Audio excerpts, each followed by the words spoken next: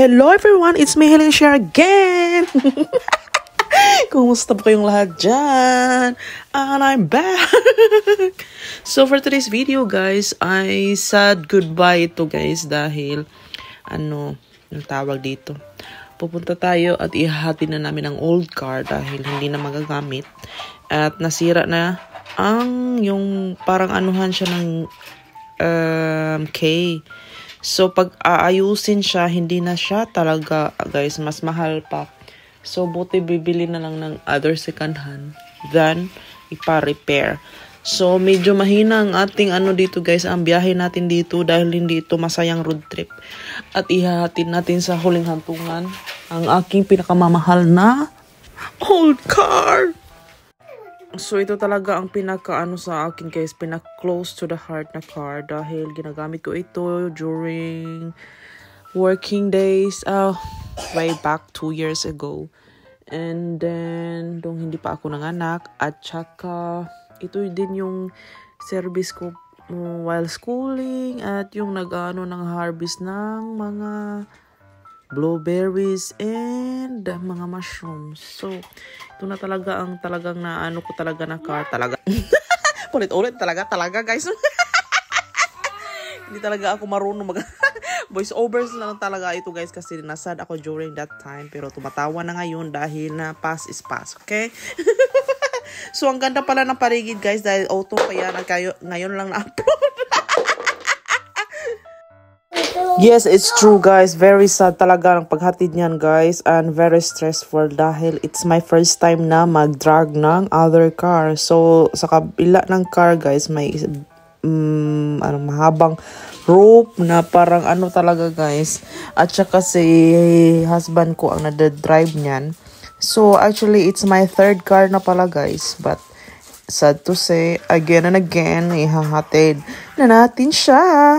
So, siya guys? So, it's my first time talaga na dito. Parang may, anong tawag dyan? Uy, basta, yun na yan.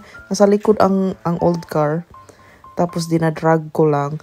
Kaya, mahina ang ating, guys, dagan. Ano ba, dagas? Ang takbo pala. So, guys, hindi kami maka-afford ng yung kinukuha sa bahay dahil mahal. It's 600 euro ata guys. So, kung ikaw ang hati doon, ikaw pa ang makakapera. So, ihati na lang namin. So, anuhin na lang namin ang very stressful na biyahe na ito guys. So, tara na. At let's go. Enjoy na lang natin ang paligid.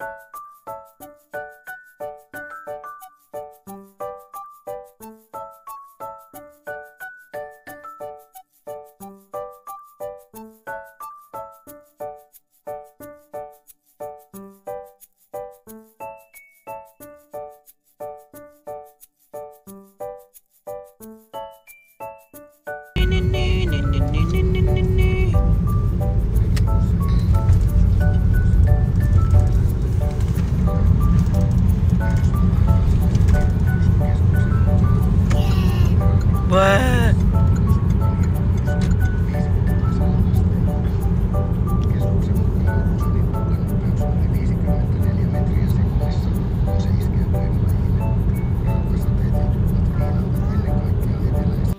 Dito pala lahat ang city garbage guys, non-biodegradable yan.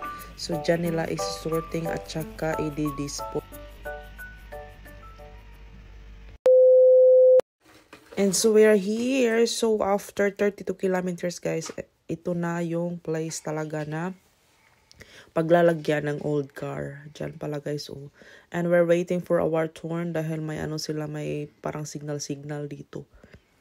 Ayan ang paligid. Kaya malinis talaga ang paligid ng Finland guys dahil walang nakatingga ng mga old cars sa kahit saan-saan lang. Dito nila na ilalagay. Very ano talaga. Very disiplinado talaga ang mga Finn people guys. Kaya hindi ka nakakita ng mga kalat-kalat dyan. So ito pala yung parang ano nila guys, office talaga. At saka dito kukunin ang lahat ng information.